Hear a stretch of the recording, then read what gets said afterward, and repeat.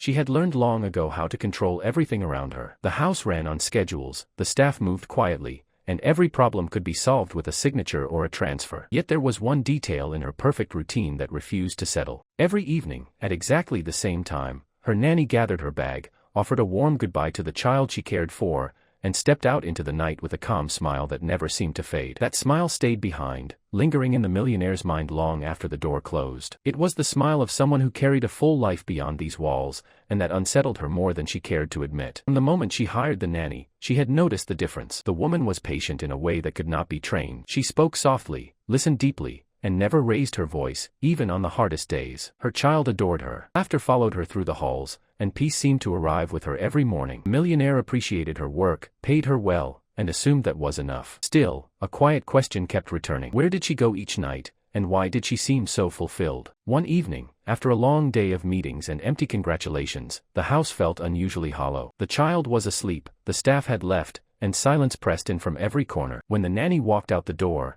the millionaire found herself standing at the window, watching her disappear down the street. Without fully understanding why, she grabbed her coat and keys. She told herself it was simple curiosity. Nothing more. She followed at a careful distance, her expensive car blending awkwardly into streets far removed from her usual routes. Glass buildings gave way to aging homes, bright storefronts to dim streetlights. Nanny walked confidently, greeting strangers along the way, stopping to check on an elderly man, helping a child tie a loose shoe. None of it felt forced. It was as natural as breathing. The millionaire felt something unfamiliar tightening in her chest. She had spent years believing kindness was something you scheduled or funded. Watching it given freely unsettled her. When the nanny finally stopped in front of a worn building, laughter and voices spilling from inside, the millionaire slowed her steps. Through an open doorway, she saw the nanny welcomed like family. Children ran to her. Adults smiled with relief. In that moment, the millionaire realized she was witnessing a life far richer than her own, and she had only just stepped into its shadow. Next day, the millionaire tried to return to her routine, but the images from the night before refused to fade. Numbers blurred on her screen, meetings felt hollow,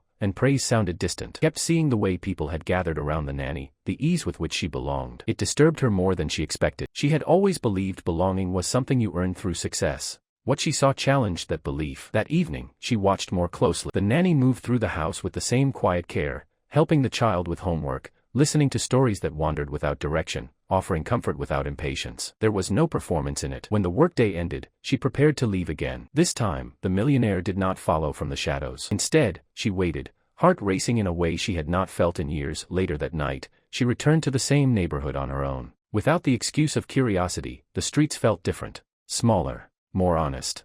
She stood across from the building she had seen before and listened. Inside, voices blended together in laughter and soft conversation. Through a window, she saw the nanny sitting with a group of children, reading aloud, pausing to explain words, letting them ask questions without fear of being wrong. A neighbor noticed her standing there and spoke kindly, asking if she was lost. The millionaire hesitated, then admitted she was looking for someone. The woman smiled and told her how the nanny came every night, how she helped children study, how she cooked meals when parents worked late, how she never spoke of herself, only of what others needed. She reminds us we're not alone, the neighbor said simply. The words landed harder than any criticism ever had. The millionaire walked back to her car feeling exposed. She had spent years surrounded by people, yet rarely felt seen. The nanny, with so little by comparison, had built something real. That night, lying awake in her quiet house, the millionaire faced a truth she could no longer avoid. She had mistaken comfort for connection, and power for purpose. The change did not arrive all at once. It came quietly, in the way the millionaire began to notice details she had ignored before. She noticed how the nanny never rushed the child through feelings, even when time was short. She noticed how she remembered birthdays that were not on any calendar,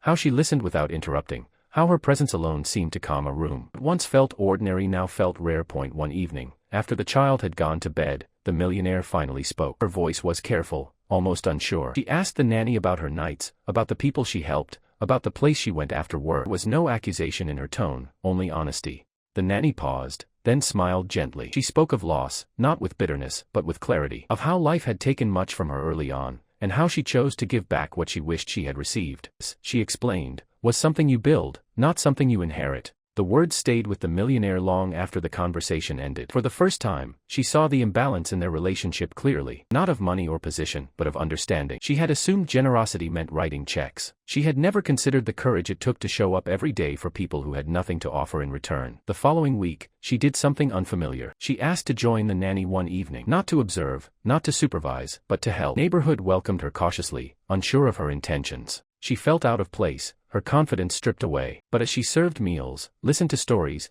and sat quietly beside people who carried invisible burdens, something shifted. For the first time in years, she felt present, not admired, not feared, just human. On the walk home, the city lights looked different, softer, less distant. The millionaire realized that following the nanny had not changed her life because of what she saw, but because of what it forced her to confront within herself. Wealth had given her comfort, but compassion gave her direction. And in learning who the nanny truly was, she had finally begun to discover who she wanted to become.